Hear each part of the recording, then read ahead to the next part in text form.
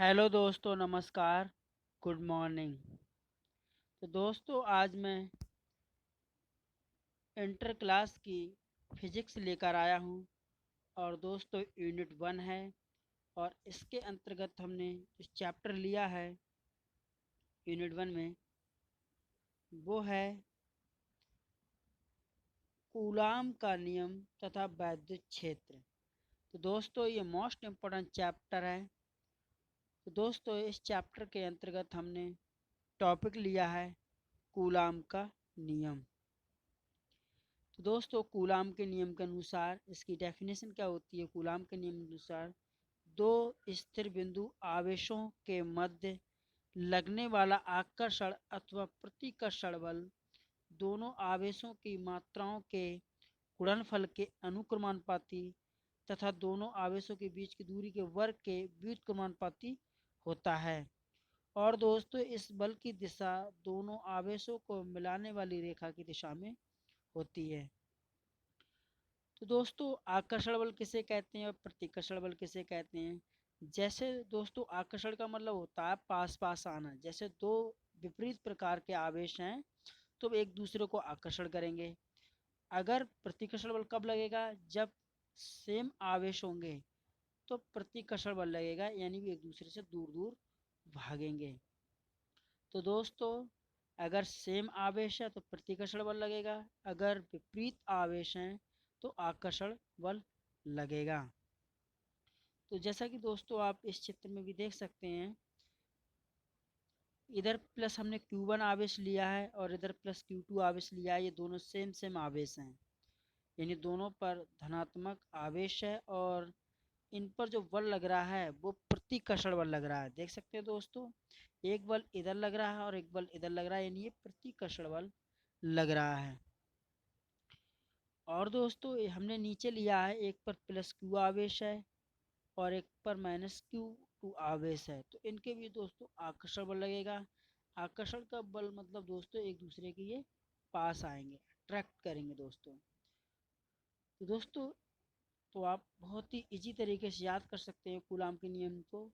किन्हीं दो आवेशों के मध्य लगने वाला आकर्षण या प्रतिकर्षण बल दोनों आवेशों की मात्राओं गुणनफल के अनुक्रमानुपाती तथा दोनों के बीच की दूरी के वर्ग के व्युत्क्रमानुपाती होता है। जैसे कि दोस्तों आपने 11वीं क्लास में पढ़ा होगा गुरुत्वाकर्षण का नियम। तो गुरुत्वाकर्षण का नियम भी बिल्कुल ऐसे ही है।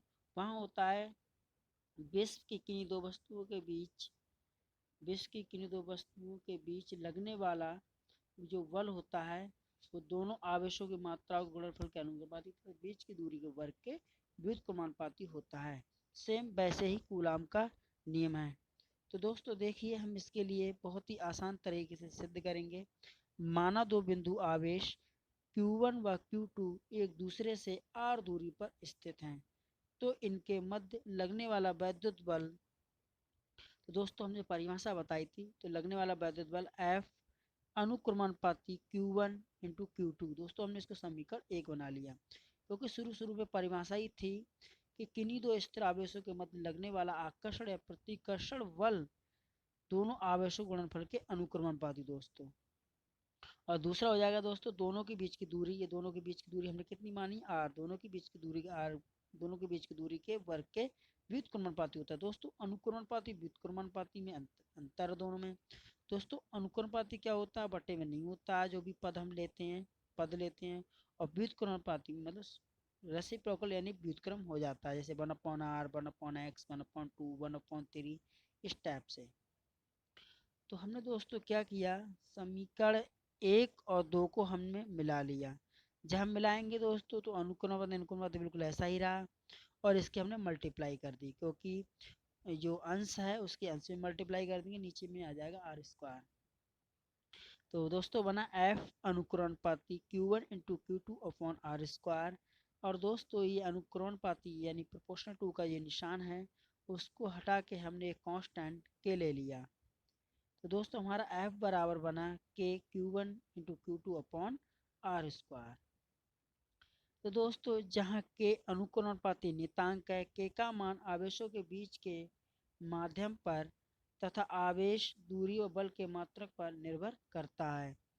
यदि दोनों आवेश निर्वात अथवा वायु में स्थित हो, दोस्तों निर्वात का मतलब होता है जहाँ वायु नहीं हो तो उसे बोलते हैं निर्वात स्थित हो, तो प्रयोग द्वारा के का मान 9.0 गुणा 10 की पावर 9 न्यूटन मीटर स्क्वायर प्रति कूलम स्क्वायर प्राप्त होता है। तो दोस्तों ये के का मान होता है। तो दोस्तों हमने क्या किया, इस के का मान इस यहाँ पर हमने लगा दिया। अतः वायु अथवा निर्वात में स्थित दो बिंदु आवेशों के बीच लगने वाला बल, तो ये हमें प्राप्त हुआ F बराबर 9.0 गुणा 10 की power 9 Q1 into Q2 upon r square newton. तो दोस्तों ये भी आपको ध्यान रखना है कि बल का मात्रक न्यूटन होता है। तो दोस्तों बहुत ही इजी था ये मतलब सर, तो इसके लिए हम आसानी से ऐसे करके इसके लिए सिद्ध कर सकते हैं। तो दोस्तों देखिए आगे हमने कूलाम के नियम के आधार पर हमने कूलाम की परिभाषा बनाई है, वो कूलाम का नियम था। अब यह दोस्तों कूलाम की परिभाषा है। दोस्तों मोस्टली परिभाषा हम ऐसे ही बनाते हैं, जैसे हमने ले लिया, हम जानते हैं कि आप अभी हमने ये निकाला था, यदि हम इसमें Q1 बराबर Q2 बराबर 1 कूलाम ले लें और R बराबर 1 मीटर हो तब, तो दोस्तों हमने Q1 और Q2 का मान 1 कूलम यहाँ लगा दिया देखते हैं आप। R का मान 1 मीटर स्क्वायर, 1 का स्क्वायर 1 ही रहेगा, तो F का मान आएगा 9.0 गुणा 10 की पावर 9 न्यूटन।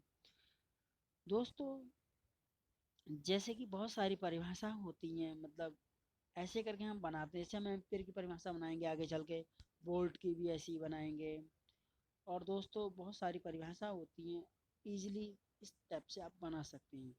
अब जैसे दोस्तों परिभाषा क्या हो जाएगी, अतः एक कूलाम, क्योंकि हमने Q बराबर 1 कूलाम लिया है, अतः 1 कूलाम वह आवेश है जो निर्वात अथवा वायु में अपने से 1 मीटर की दूरी पर रखें।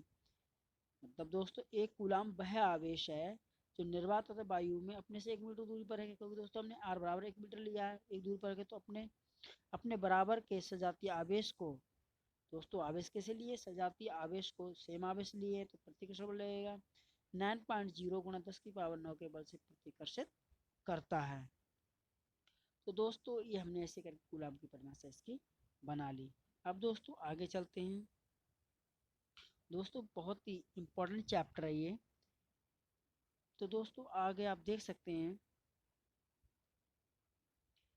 आप इजीली आगे देख सकते हैं कि दोस्तों आवेश का बड़ा मात्रक कूलाम, छोटा मात्रक माइक्रो कूलाम है। इन्हें क्रमशः C तथा म्यूसी से प्रदर्शित करते हैं। तो दोस्तों आपको ये भी ध्यान रखना है कि आवेश का बड़ा मात्रक कूलाम तथा छोटा मात्रक माइक्रो कूलाम है, और इन्हें हम क्रमशः C तथा म्यूसी से प्रदर्शित करते हैं। तो दोस्तों एक माइक्रो कूलाम यानी एक म्यूसी बराबर 10 की पावर -6 कूलाम होता है, क्योंकि दोस्तों माइक्रो कूलाम एक छोटा मात्रक है, और छोटे मात्रक से हम कभी भी बड़े मात्रक में जाएं तो हम भाग करते हैं। क्या करते हैं दोस्तों, भाग करते हैं, तो 1/10 की पावर 6 से हम भाग करेंगे तो ऊपर जाके पावर किसकी हो जाएंगी दोस्तों, माइनस की हो जाएंगी। तो दोस्तों आगे है, यदि आवेश निर्वात अथवा वायु में स्थित हो तो के को 1/4 पाई एप्सिलॉन 0 लिखा जाता है। और दोस्तों ये 4 पाई एप्सिलॉन 0 लिखा जाता है, जहाँ जहाँ दोस्तों एप्सिलॉन 0 है इसे हम निर्वात की वैद्युशीलता कहते हैं। जैसे अतः ये मान दोस्तों हमने, यदि यदि आवेश निर्वात वायु में स्थित तो के को हम 1/4 पाई एप्सिलॉन 0 लिखते हैं। तो दोस्तों ये मान हमने ऊपर लगा दिए, तो पीछे अभी हमने सिद्ध किया था। तो सूत्र बना हमारा F बराबर 1/4 epsilon 0 Q1 Q2 upon r square into n, n मतलब न्यूटन, ये बल का मात्रक है। अब दोस्तों आप देख भी सकते हैं, जहाँ एप्सिलॉन 0 को या इसे एप्सिलॉन नॉट भी बोलते हैं, एप्सिलॉन 0 को निर्वात की वैद्युशीलता कहते हैं। अब दोस्तों थोड़ा आगे चलते हैं। इसमें लिखा है, यदि निर्वात अथवा वायु के स्थान पर दोनों आवेशों के मध्य कोई कुचालक पदार्थ जैसे तेल रख दें, कांच रख दें, मोम रख दें आदि में रखें तो उनके मध्य लगने वाला बल, तो F बराबर दोस्तों हो जाएगा 1/4 पाई एप्सिलॉन 0 इंटू के Q1 Q2 upon r square. तो दोस्तों यहाँ हमने के एक विमाहीन नियतांक है, इसको ले लिया है। जैसे दोस्तों मैंने यहाँ लिख भी दिया है, जहाँ के एक विमाहीन नियतांक है जिसे उस पदार्थ का परावर्तनांक कहते हैं। जहाँ के दोस्तों परावर्तनांक है, जैसे जो आवेश हैं कभी तेल में या कांच में मोम में आदमी रखे होते हैं, तो वहाँ पर के मान डिफरेंट होते हैं, मतलब अलग अलग होते हैं। तो दोस्तों सभी परावर्तकों के लिए के का मान 1 से अधिक होता है तथा निर्वात व वायु के लिए के का मान 1 होता है। दोस्तों आपको ये हमेशा ध्यान रखना है कि निर्वात या वायु के लिए के का मान हमेशा 1 रहेगा। आगे दोस्तों, यदि आवेशों के बीच निर्वात अथवा वायु के स्थान पर कोई परावर्तित हो तो उनके बीच लगने वाला बल कम हो जाता है। ये पॉइंट आपको बहुत ही ध्यान से याद करना है। यदि आवेशों के बीच निर्वात अथवा वायु के स्थान में कोई परावर्तित हो तो उनके बीच लगने वाला जो वैद्युत बल होगा वो कम हो जाता है। दोस्तों ये मैंने कूलाम की ये मैंने दोस्तों नियम दिया था, आपके लिए परिभाषा बताई थी और इसे मैंने सिद्ध किया था। दोस्तों ये बहुत ही इजी है, आप इसे एक बार पढ़ें और हो सके तो आप इसका स्क्रीनशॉट ले लें और या अपनी कॉपी में इसे लिखें। तो दोस्तों कब पेपरों में बहुत पूछा जाता है कि एप्सिलॉन जीरो की विमा क्या होती है, एप्सिलॉन जीरो का मात्रक क्या होता है और एप्सिलॉन जीरो का मान क्या होता है। दोस्तों वैसे मोस्टली एप्सिलॉन जीरो का जो किताबें होती हैं या उनमें सबसे पहले वो क्या करते हैं, वो मात्रक निकालते हैं दोस्तों एप्सिलॉन। नंबर दोस्तों हम ऐसा नहीं कर रहे हैं, यहाँ पर हम विमा निकाल रहे हैं। विमा के जरिए दोस्तों हम मात्रक तक बहुत ही आसानी से पहुँच जाते हैं। तो देखिए दोस्तों एप्सिलॉन जीरो की विमा हम कैसे निकालेंगे। तो दोस्तों देखिए हम जानते हैं कि F बराबर 1/4 pi epsilon zero Q1 Q2 upon R square होता है। तो दोस्तों देखिए हमें यहाँ एप्सिलॉन जीरो की विमा चाहिए, तो विमा कैसे निकालेंगे। दोस्तों ये एप्सिलॉन जीरो है, ये बटे में इधर आके इसको इधर ले लेंगे, तो ये F बराबर में है तो ये बटे में आ जाएगा, तो बन जाएगा 1/4 पाई F Q1/Q2 बटे R स्क्वायर। तो दोस्तों आगे देखिए इसके लिए यहाँ पे लिखा है फिर हमने दोस्तों 1/4 पाई F, और दोस्तों Q1 बराबर होता है IT। दोस्तों आपने पढ़ा होगा ये भी, यहाँ से हम I बराबर Q बटे T आपने पढ़ा होगा, क्योंकि I बराबर होता है Q बटे T। इन ये धारा की परिभाषा से, धारा की परिभाषा क्या होती है, आवेश प्रवाह की समय दर को हम धारा कहते हैं और धारा का मात्रक एम्पियर होता है। तो Q बराबर हो गया IT और Q2 बराबर भी IT हो गया। तो दोस्तों एप्सिलॉन जीरो की विमा हमने बराबर लिख लिया IT I square T square की बीमा लिखेंगे, यहाँ एफ की बीमा लिखेंगे, यहाँ आर की बीमा लिखेंगे। तो देखो दोस्तों ए की बीमा हो आई की बीमा होती है दोस्तों ए, तो आई स्क्वायर है तो A2 हो जाएगा, और यहाँ टी स्क्वायर है, टी पे घात कितनी है 2 है तो T2 हो जाएगा। और दोस्तों बल की बीमा होती है ML T-2, और दोस्तों आर स्क्वायर की बीमा हो जाएगी, आर क्या दूरी, और दूरी की बीमा क्या होती है एल, और यहाँ स्क्वायर है तो हो जाएगा L2 यानी लेंथ स्क्वायर। तो दोस्तों यहाँ सबका मतलब आप समझ गए होंगे, एम का मतलब होता है मास, एल का मतलब होता है लेंथ, टी का मतलब होता है टाइम। तो इस टाइप से आप आसानी से याद कर सकते हैं। तो दोस्तों देख सकते हैं कि एप्सिलॉन जीरो की बीमा क्या है, A2 T2। और दोस्तों देखो ये एल है, यहाँ पर L2 है तो L3 हो गया, T-2 हो गया। तो दोस्तों जितने भी ये नीचे के पद हैं हम इसे अंश में ले जाएंगे, ऊपर ले जाएंगे, तो इनकी जो जो घातें हैं, जो ऊपर इन पे जो पावर लगी हुई हैं, वो पावर प्लस की पावर है वो माइनस की हो जाएगी, जो माइनस की है वो प्लस की हो जाएगी। देखते हैं दोस्तों एम की पावर 1 है यहाँ पर प्लस की, यानी एम की पावर प्लस की 1 है, तो ऊपर जाके देखो दोस्तों ये माइनस की हो गई। इन्हें क्रम से लिखते हैं हम, इन्हें हम क्रम से लिखते हैं। तो क्रम हमने ले लिया, एम की पावर -1, क्रम होता है MLTA ऐसे करके, अदरवाइज और भी कुछ हो सकता है। तो एम की पावर 1 हो गई, मतलब इस पे M-1 हो गया, एल ये 3 है तो ऊपर जाके माइनस का हो गया, टी देखो दोस्तों यहाँ पर T-2 है, यहाँ दोस्तों T-2 है तो ऊपर जाके प्लस का T4 हो गया, और ऊपर A2। तो दोस्तों एप्सिलॉन जीरो की विमा M-1 L-3 T4 A2। तो दोस्तों पावर कह के भी बोल सकते हैं, एम की पावर -1, एल की पावर -3, टी की पावर 4, और A2। तो दोस्तों इजीली आप एप्सिलॉन जीरो की विमा याद कर सकते हैं। तो दोस्तों एप्सिलॉन जीरो की विमा याद करने की मैं शॉर्ट ट्रिक बताता हूँ। वैसे आपके लिए विमा जल्दी याद होती नहीं है, इसमें कन्फ्यूजन बहुत है, तो आप इस सूत्र के द्वारा आसानी से इसे निकाल भी सकते हैं, जैसे हमने ये निकाला है। और आपके लिए मैं ट्रिक देता हूँ इसे याद करने के लिए, 1342। आप 1342 याद कर लीजिए। 1342 का मतलब थोड़ा 1342 याद करने के बाद आपके लिए थोड़ा ये भी याद रखना पड़ेगा कि 13 माइनस माइनस के हैं और 42 प्लस प्लस का है। और एम एल टी ए मतलब क्रम से होता है, पहले एम होता है, मास होता है, लेंथ होता है, टाइम होता है, एम्पियर, स्टेप से आप याद कर सकते हैं 1342। तो दोस्तों इस बीमा को मैं 1342 के द्वारा याद रखता हूँ। 1342 का मतलब ये है कि इसमें 13 होंगे, दोनों माइनस माइनस की इस पे पावर होंगे, 42 मतलब पॉजिटिव होगी। थोड़ा इजीली आप थोड़ा माइंड में ऐसे रिलेट कर सकते हो 1342। और दोस्तों देखिए, इस बीमा निकालने के बाद हमें एम के इस पद्धति में एप्सिलॉन जीरो का मात्रा बड़ा इजीली निकाल सकते हैं।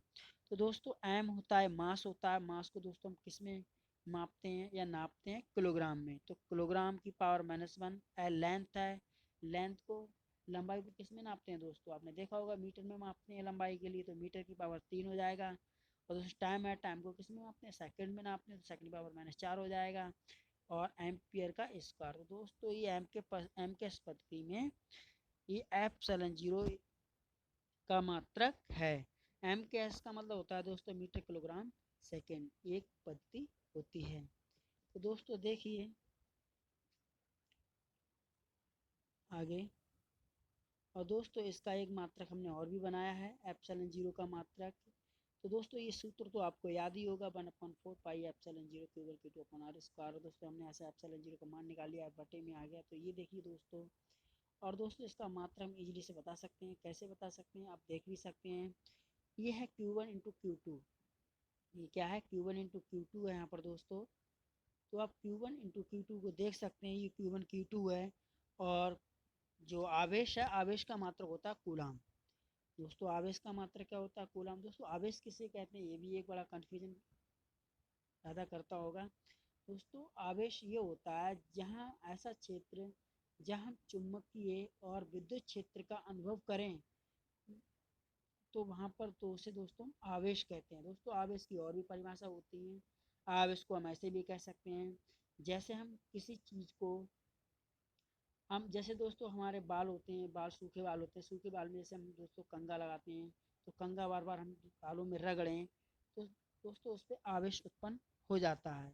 यानी आप कैसे कह सकते हैं कि उस पर आवेश उत्पन्न होगा, भाई कागज के छोटे छोटे टुकड़ों को अपनी ओर आकर्षित करने लगेगा। तो कहने का मतलब उस पर आवेश उत्पन्न हो गया। आवेश को समझने के बहुत ही रीजन होते हैं दोस्तों, किसी दिन मैं डिटेल में जरूर बताऊंगा।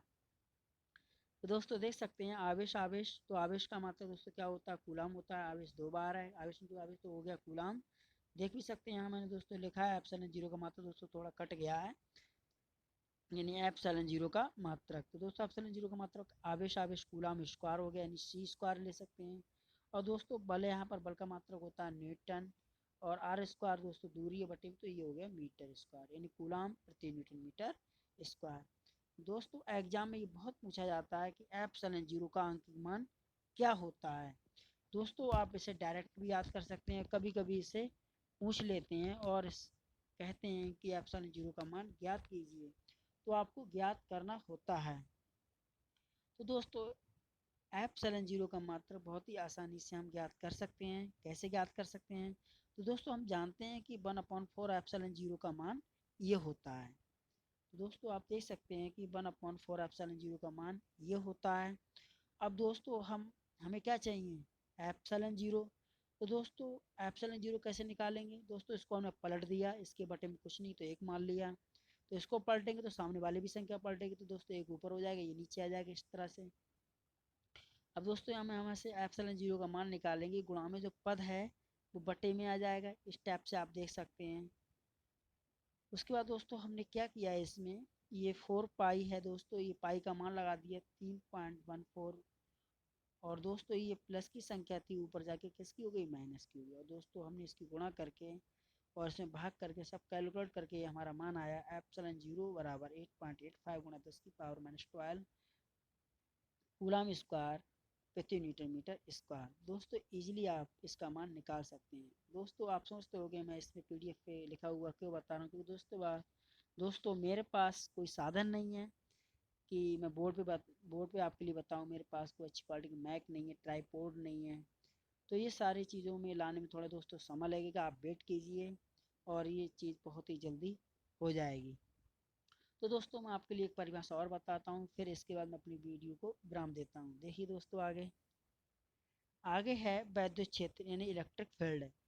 तो दोस्तों पूछ लिया जाता है एक नंबर की परिभाषा की वैद्युत क्षेत्र किसे कहते हैं। तो वैद्युत क्षेत्र की बहुत ही ईजी परिभाषा है।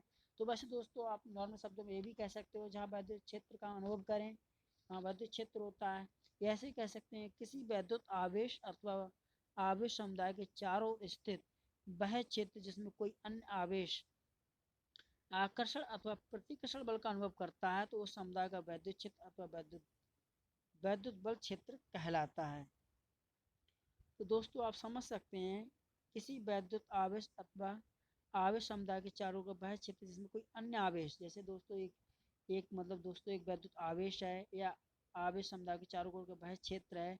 जैसे हम किसी अन्य आवेश को वहां रखें तो आकर्षण यानी आकर्षित हो जाए या प्रतिकर्षण वहां से दूर भागे। तो अगर ऐसा कोई अनुभव होता है वहां तो वहां समझो दोस्तों वैद्युत क्षेत्र है।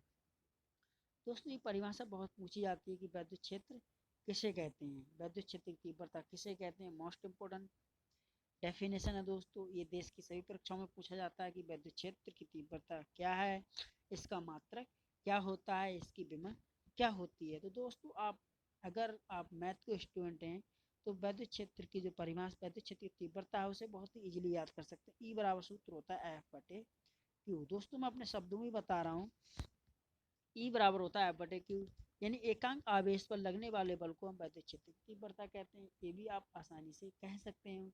और थोड़ा और विस्तार से लिखना चाहूँ तो आप देख सकते हैं वैद्युत क्षेत्र में किसी बिंदु पर रखे परीक्षण आवेश पर लगने वाले बल तथा परीक्षण आवेश को अनुपात को उस बिंदु पर वैद्युत क्षेत्र की तीव्रता कहते हैं। तो देख सकते हैं दोस्तों ई बराबर मैंने आपके लिए बताया अभी, ई बराबर बताया एफ बटे क्यू। तो दोस्तों ई बराबर देख सकते हैं एफ बटे क्यू, मतलब ई बराबर एफ बटे क्यू, यानी एफ क्या हो गया बल हो गया, क्यू क्या हो गया आवेश होगा। अगर आपको थोड़ा मैथ आती है तो ये फार्मूलों को आप याद करके आप परिभाषा याद कर सकते हैं। यानी किसी वैद्युत क्षेत्र में लगने वाले बल तथा उस आवेश के अनुपात को हम वैद्युत क्षेत्र की तीव्रता कहते हैं। दोस्तों एफ बटे क्यू एक अनुपाती तो है एफ अनुपात क्यू, तो इजीली आप इससे याद कर सकते हैं। यानी वैद्युत क्षेत्र में किसी बिंदु पर रखे परीक्षण आवेश पर लगने वाले बल तथा परीक्षण आवेश के अनुपात को उस बिंदु वैद्युत क्षेत्र की तीव्रता कहते हैं। और दोस्तों ये सदिश राशि है। और दोस्तों ये सदिश राशि क्या होती है, सदिश राशि बेसार राशि सदिश राशियाँ वे राशि होती है जिन्हें व्यक्त करने के लिए परिमाण के साथ साथ दिशा की भी आवश्यकता होती है, वो सदिश राशियाँ होती हैं। दोस्तों सदिश राशियाँ बहुत सारी होती हैं, जैसे आप शॉर्ट ट्रिक से याद रख सकते हैं विषुवत बल, बल विषुवत बल, बल भी दोस्तों एक सदिश राशि है। विस्थापन सदिश राशि है, विस्थापन दोस्तों सदिश राशि है, बल सदिश राशि है। ऐसे करके आप याद रख सकते हैं। और दोस्तों देख सकते हैं इसका मात्रक क्या होता है, इसका मात्रक न्यूटन प्रति कूलम है। तो दोस्तों माना वैद्युत क्षेत्र में किसी बिंदु पर रखे परीक्षण आवेश के यूरो पर लगने वाला बल एफ वेक्टर है। तो क्योंकि दोस्तों एफ क्या है सदिश राशि, इसलिए हमने इसमें वेक्टर लगा लिया है। तो वैद्युत क्षेत्र की तीव्रता का सूत्र हो जाएगा एफ वेक्टर अपॉन क्यू जी न्यूटन प्रति कूलम। और दोस्तों इसकी हमने बताया था सबसे पहले हम विमा निकालेंगे, विमा के बाद हम उसका मात्रक बताएंगे। तो देखिए दोस्तों वैद्युत क्षेत्र की तीव्रता की विमा हम जानते हैं कि ई बराबर एफ बटे क्यू होता है। तो ई की विमा एफ की विमा बटे क्यू की विमा लिख लिया हमने। एफ की विमा होती है M L T minus two, दोस्तों अभी मैंने पीछे बताया था। तो दोस्तों बल की विमा बहुत आसान है, इसे आप याद कर सकते हैं। और क्यू की विमा होती है 80। और दोस्तों हमने क्या किया इनके लिए ऊपर ले गए तो पावर क्या हो जाएंगी चेंज हो जाएगी, एम एल और टी यहाँ पर ए का ऊपर जाके ये माइनस की हो जाएगी, माइनस की 3 हो जाएंगी और ए ऊपर जाके किसका हो जाएगा माइनस का हो जाएगा। तो आप देख सकते हैं ए की विमा I am L T minus three A minus one. दोस्तों ये पावर होती है, पावरों को याद करने में दिक्कत होती है तो आप इन्हें याद कर लो 11 11 31 ऐसे करके आप विमा बहुत इजी याद कर सकते हैं या ऐसे बहुत आसानी से निकाल सकते हैं। आसानी क्या आपको सूत्र पता होना चाहिए, ई बराबर एफ बटे क्यू होता है तो एफ की विमा लिख ली, क्योंकि कुछ विमाएँ आपको याद होनी चाहिए। तो इस तरह हम इसकी विमा हमने निकाल ली। अब देखो देखो हमने बताया था आपके लिए मात्रक बहुत इजी तरीके से निकाल सकते हैं। देखो एम का प्रति प्रतिशत का मात्रक क्या होगा, एम को किलोग्राम में नापते हैं किलोग्राम मीटर, एल को लंबाई में नापते हैं मीटर हो गया, सेकंड पावर माइनस एम्पियर हो गया। तो दोस्तों आज की वीडियो में हमने इतना ही लिया था दोस्तों। अगर दोस्तों वीडियो पसंद आई तो हमारी वीडियो को लाइक और हमारे चैनल को सब्सक्राइब जरूर कीजिए। तब तक दोस्तों पढ़ते रहिए। धन्यवाद। जय हिंद, जय भारत।